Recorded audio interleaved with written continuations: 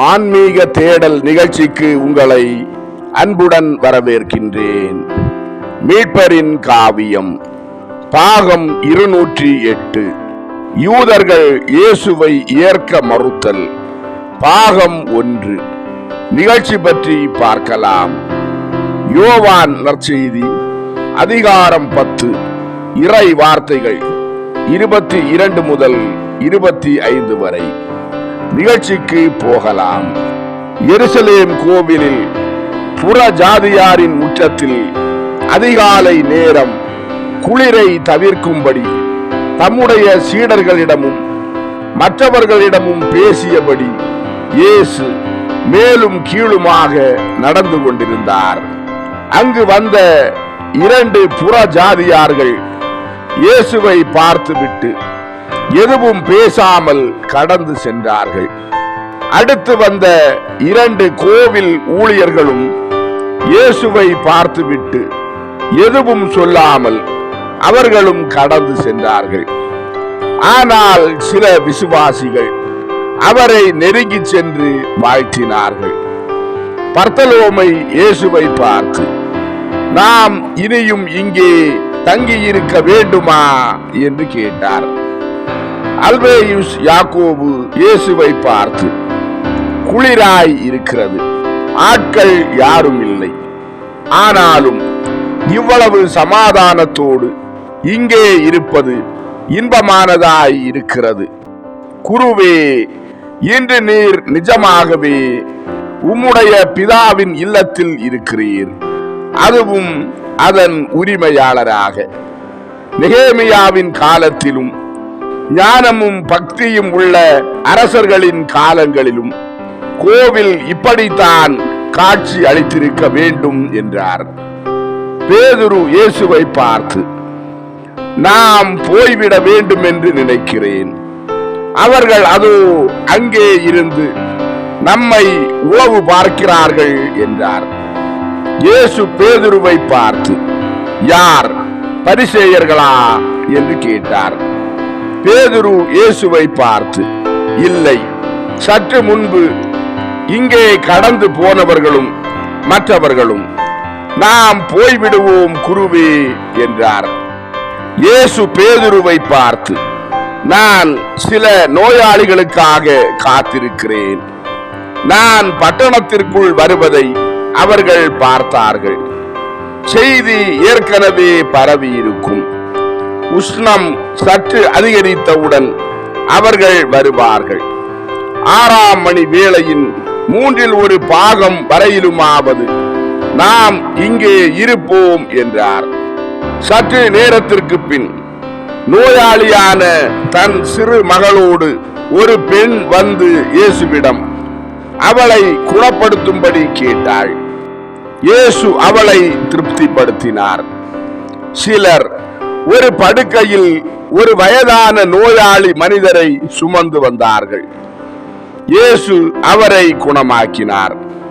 ஒரு மக்கள் கூட்டம் ஒரு சிறுமியிடமிருந்து ஒரு பசாசை விரட்டுமாறு கோவில் சுவர்களுக்கு வெளியே வரும்படி இயேசுவை அழைத்தார்கள். இயேசு அவர்கள் பின்னால் சென்றார். சிறுமி இயேசுவை கண்டதும் அவளின் வாயில் நுரை பொங்கியது. அவள் தன் உடலை முறுக்கி நெளிந்தாள், கண்களை உருட்டினாள், எல்லா விதமான கடும் வார்த்தைகளையும் சொன்னாள். இயேசு அவளை நெருங்க நெருங்க அவளின் போராட்டம் கூடியது. அவளை பிடித்திருக்கிற அரூபி தன்னை விரட்ட வேண்டாம் என்று கவலையோடு அவரை கெஞ்சியது. அவள் ஒரே விதமாக சில உண்மைகளையும் திரும்ப திரும்ப சொன்னாள். போய்விடும், அந்த சபிக்கப்பட்டவனை காண என்னை அனுமதியாதீர். போய்விடும், எங்கள் அழிவின் காரணமே. நீர் யார் என்பதை நான் அறிவேன். நீர் கிறிஸ்து, நீர் வேறு எந்த எண்ணெயுமின்றி மேலேயுள்ள எண்ணெய் தான் உம்மை அபிஷேகம் செய்தது. பரலோகத்தின் வல்லமை உம்மை மூடி பாதுகாக்கிறது. நான் உம்மை வெறுக்கிறேன். சபிக்கப்பட்டவரே, என்னை துரத்தி விடாதீர். ஒரே ஒரு மனிதரில் பேய்களின் ஒரு படையையே நீர் உமக்கு நெருக்கமாக எப்போதும் வைத்திருக்கும் போது எங்களை மட்டும் ஏன் வெளியே துரத்துகிறீர்? ஏன் எங்களை நீர் விரும்புவது இல்லை? உமக்கு தெரியும், உண்மைதான், என்னை இங்கேயே இருக்க விடும். குறைந்தபட்சம் அவனுக்குள் போகவாவது என்னை அனுமதியும். பாதாளத்திற்குள் என்னை அனுப்பிவிடாதேயும். நீர் ஏன் எங்களை வெறுக்கிறீர்? இயேசுவே, இறை மகனே, நீர் எப்படி இருக்கிறீரோ அதை கொண்டு நீர் திருப்தியாய் இல்லையா? எங்கள் மீதும் அரசாள ஏன் விரும்புகிறீர்? எங்களுக்கு உத்தரவுகள் வேண்டாம். நாங்கள் உம்மை மறுதலித்து விட்டதால் நீர் ஏன் எங்களை துன்புறுத்த வந்திருக்கிறீர்? போய்விடும். மோட்சத்தின் நெருப்பை எங்கள் மீது பொழியாதீர். உம்முடைய கண்கள் அவை அணைந்து போகும்போது நாங்கள் நகைப்போம். இல்லை, அப்போதும் கூட இல்லை. நீர் எங்களை தோற்கடிக்கிறீர். நீர் எங்களை தோற்கடிக்கிறீர். நீரும் உம்மை அனுப்பியவரும் உங்களிடமிருந்து புறப்பட்டு வருகிறவரும் நீங்களாகவே இருக்கிறவரும் சபிக்கப்படுவீர்களாக. ஹாஹா என்று சபித்தது. இயேசு அந்த பேய் பிடித்த சிறுமியின் நெற்றியை தம்முடைய விரலால் தொட்டார். பசாசு அவளிடமிருந்து வெளியேறியது. வெளியேறிய போது பலத்த ஓசையோடு, நான் அதிக தொலைவாக போய்விட மாட்டேன் என்று கத்தியது. வானம் முழுவதும் தெளிவாக இருந்தும் இடி முழக்கம் போன்ற ஒரு பலத்த கூரிய மோதல் ஒலி உடனடியாக எழுந்தது. அநேக மக்கள் அச்சத்தால் ஓடி போனார்கள். சிறுமி கீழே விழுந்தாள். சற்று நேரம் கழித்து அவள் கண் விழித்து புன்னகைத்தாள். அதன் பின் தலை மீதோ முகத்தின் மீதோ முக்காடு எதுவுமின்றி மனிதர்கள் மத்தியில் தான் இருப்பதை உணர்ந்து அவள் தன் முகத்திற்கு முன்பாக தன் கரத்தை உயர்த்தி தன் சிரசை மறைக்கும்படியாக தலை குனிந்தாள். அவளோடு இருந்தவர்கள் அவள் இயேசுவுக்கு நன்றி சொல்ல வேண்டும் என்று வற்புறுத்தினார்கள். இயேசு அவர்களிடம், அவளுடைய அடக்க ஒடுக்கத்தை தொந்தரவு செய்யாதீர்கள். அவளுடைய ஆத்துமம் ஏற்கனவே எனக்கு நன்றி சொல்லிக் கொண்டிருக்கிறது. அவளை வீட்டிற்கு அவள் அம்மாவிடம் கூட்டி செல்லுங்கள். அதுதான் ஒரு சிறுமிக்கு சரியான இடம் என்று சொல்லிவிட்டு கோவிலில் தாம் முன்பு இருந்த அதே இடத்திற்கு திரும்பி சென்றார். பேதுரு இயேசுவை பார்த்து, ஆண்டவரே, அநேக யூதர்கள் நம்மை பின்தொடர்ந்ததை நீர் கவனித்தீரா? அவர்களில் சிலரை நான் அடையாளம் கண்டுபிடித்தேன். அவர்கள் அதோ அங்கே இருக்கிறார்கள். முன்பு நம்மை வேவு பார்த்து கொண்டிருந்தவர்கள் அவர்கள்தான். அவர்கள் எப்படி தங்களுக்குள் விவாதித்துக் கொண்டிருக்கிறார்கள் என்று பாரும் என்றார். தோமையார் பேதுருவை பார்த்து, தங்களில் யாருக்குள் அந்த பசாசு சென்றிருக்கும் என்று அவர்கள் விவாதித்துக் கொண்டிருக்க வேண்டும். அங்கே அன்னாசின் கண்காணிப்பாளனான நாகூமும் இருக்கிறான். அவன் சரியான ஆள் என்றார். அந்திரேயா தோமையாரை பார்த்து, ஆம், ஆனால் நீங்கள் அவனுக்கு முதுகை திருப்பி இருந்ததால் ஒரு காரியத்தை நீங்கள் கவனிக்கவில்லை. அந்த நெருப்பு அவனுடைய தலைக்கு சற்று மேலேதான் வெடித்து எரிந்தது.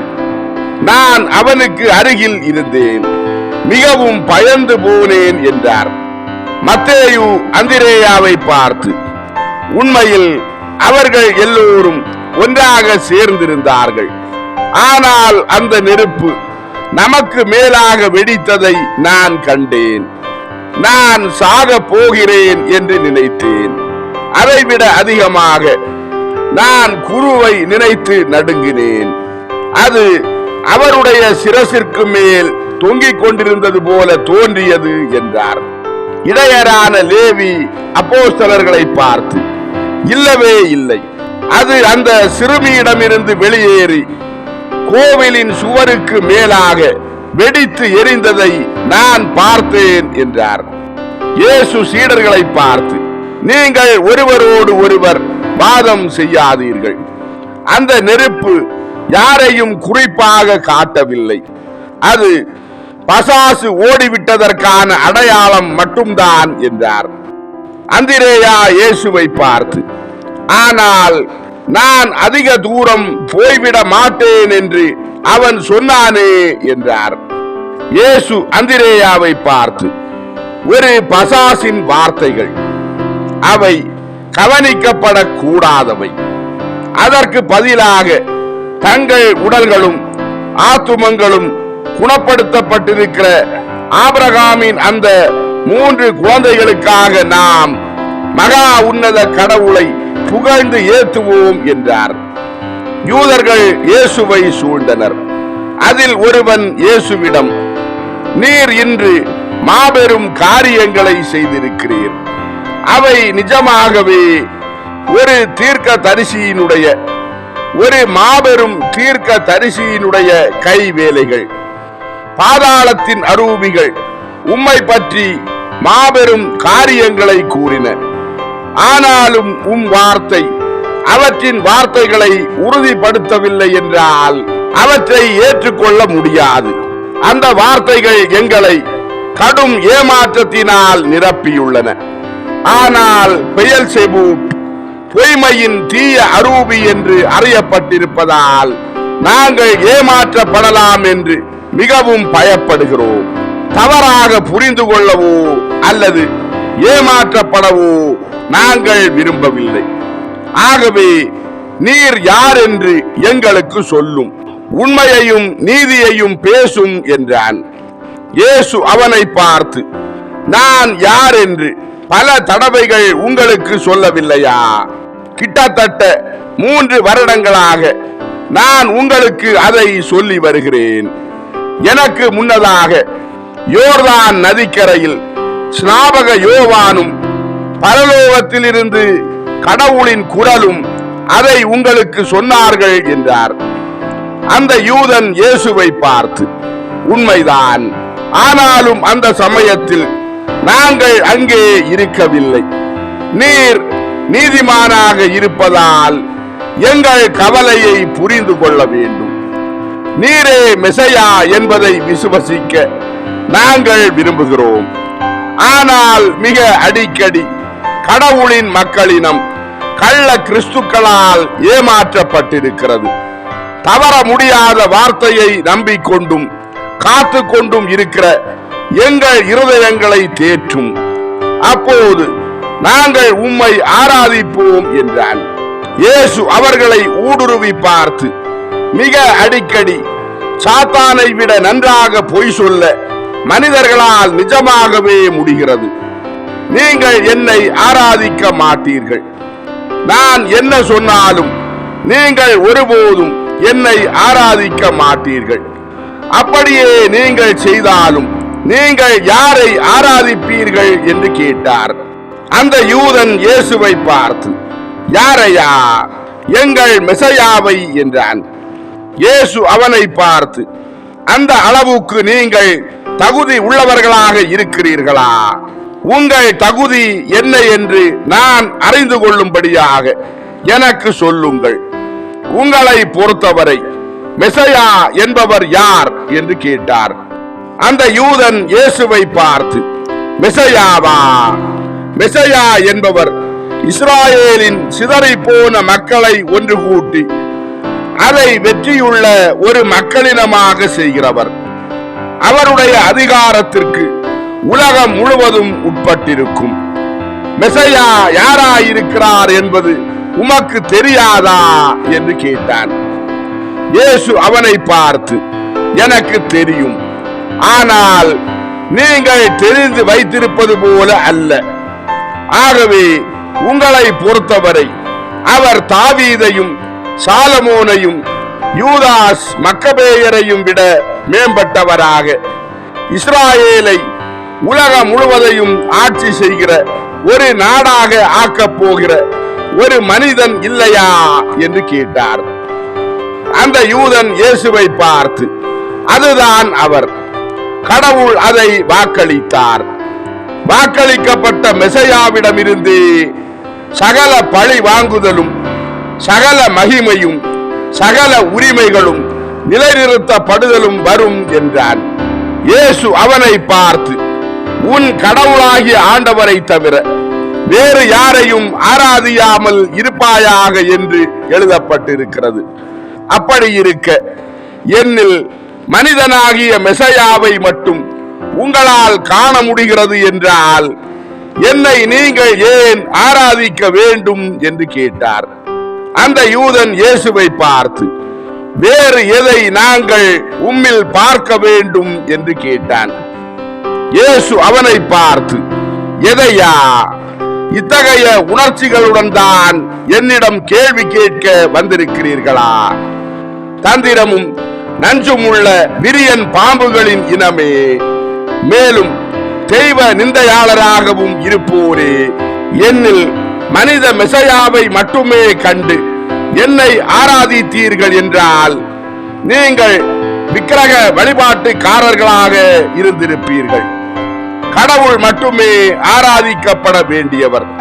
நான் மீண்டும் அதிகாரபூர்வமாக உங்களுக்கு சொல்கிறேன், தம்மிடம் ஒப்படைக்கப்பட்ட அலுவல்களையும் கடமைகளையும் அதிகாரங்களையும் கொண்டவர் என்று உணர்வும் ஞானமும் விளக்கப்பட்டிருக்கிற நீங்கள் கற்பனை செய்கிற மெசையாவை விடவும் உங்களோடு பேசிக் கொண்டிருக்கிற நான் மேலானவராய் இருக்கின்றேன். நீங்கள் நம்பிக்கொண்டிருப்பது போல ஒரு ராஜ்யத்தை தம் மக்களுக்கு தருவதற்காக அவர் வரவில்லை. வல்லமை உள்ள மக்களினங்கள் மீது பழிவாங்கும்படி அவர் வரவில்லை. அவரது ராஜ்யம் இந்த உலகத்தை சார்ந்ததல்ல. அவரது அதிகாரம் உலகின் வரம்புக்கு உட்பட்ட சகல அதிகாரங்களுக்கும் அப்பாற்பட்டதாக இருக்கிறது என்றார். அந்த யூதன் இயேசுவை பார்த்து, நீர் எங்களை கேவலப்படுத்துகிறீர் போதகரே. நீர் ஒரு போதகராயிருந்து நாங்கள் அறியாமையில் இருக்கிறோம் என்றால் நீர் ஏன் எங்களுக்கு கற்பிக்க விருப்பம் இல்லாமல் இருக்கிறீர் என்று கேட்டான். இயேசு அவனை பார்த்து, அதை நான் 3 வருடங்களாக செய்து கொண்டிருக்கிறேன். நீங்கள் ஒளியை மறுதலிப்பதால் அதிகமாக இருளில் இருக்கிறீர்கள் என்றார். அந்த யூதன் இயேசுவை பார்த்து, உண்மைதான், இது உண்மையாக இருக்கலாம். ஆனால் கடந்த காலத்தில் நடந்தது எதிர்காலத்தில் நடக்காதிருக்கட்டும். ஆயக்காரர்கள் மீதும் விபசாரிகள் மீதும் தயவிரக்கம் கொள்கிறவரும் பாவிகளை மன்னிக்கிறவருமாகிய நீர், நாங்கள் பிடிவாதம் உள்ள மக்களும் நீர் யார் என்று புரிந்து கொள்வது கடினம் என்று உணர்கிறவர்களுமாக இருக்கிறோம் என்ற ஒரே காரணத்திற்காக எங்கள் பேரில் இரக்கம் அற்றவராக இருக்க போகிறீரா என்று கேட்டான். இதன் தொடர்ச்சியை அடுத்த நிகழ்ச்சியாக பதிவிடுவோம். அன்பார்ந்தவர்களே, ஆன்மீக தேடல் மீட்பரின் காவியம் பாகம் 208 யூதர்கள் இயேசுவை ஏற்க மறுத்தல் பாகம் 1 நிகழ்ச்சி இதோடு நிறைவடைந்தது. அடுத்த நிகழ்ச்சியில் உங்களை சந்திக்கும் வரை உங்களிடமிருந்து விடைபெறும் உங்கள் ஜான் பிரிட்டோ. ஆன்மீக தேடல் தொடரும். நன்றி.